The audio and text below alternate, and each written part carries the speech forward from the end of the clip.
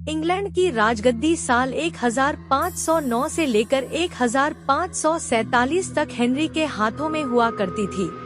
राजा Henry की कई पत्नियां और एलिजाबेथ व मैरी नामक 2 बेटियां थीं। इनमें से मैरी राजा की पहली पत्नी की बेटी थी। राजा हेनरी को मैरी ज्यादा पसंद नहीं थी, इसलिए वो उसके साथ बुरा व्यवहार करते थे।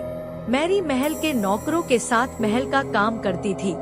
अगर मैरी कुछ कह भी दे तो राजा उसकी कोई बात नहीं मानते थे।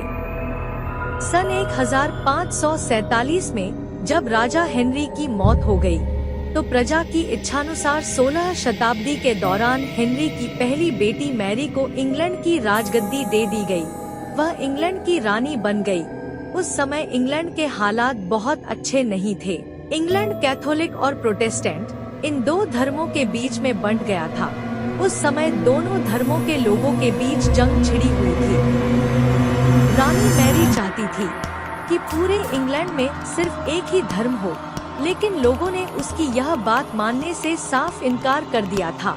इससे नाराज होकर रानी ने उनकी बात न मनाने वालों को मौत की सजा दे दी थी। वह ऐसे लोगों को जिंदा भी जला देती थी। रानी मैरी की इस क्रूरता की वजह से इंग्लैंड के लोग उससे नफरत करने लगे। ऐसा भी कहा जाने लगा कि रानी मैरी कुंवारी जवान लड़कियों के खून से नहाती थी। उसका मानना था कि उनके खून से नहाने से वह ज्यादा दिनों तक जवान रह सकती हैं। कुछ सालों बाद रानी मैरी ने शादी कर ली और कुछ समय बाद इंग्लैंड में एक खबर आई कि रानी मैरी गर्भवती है और जल्द ही उनके राज्य को उनका नया राजा भी मिल जाएगा। इस बात से हर सभी खुश हुए, लेकिन उस समय रानी मैरी के साथ बहुत ही अजीब घटना हुई। उनके गर्भ से किसी भी बच्चे का जन्म नहीं हुआ, बल्कि कुछ ही महीनों के बाद रानी मैरी का पेट फिर से सामान्य हो गया।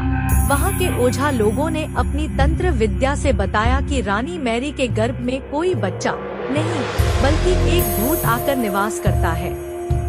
कुछ समय बाद फिर रानी मैरी के गर्भ में वही भूत आकार रहने लगा और वह फिर से गर्भवती हो गई।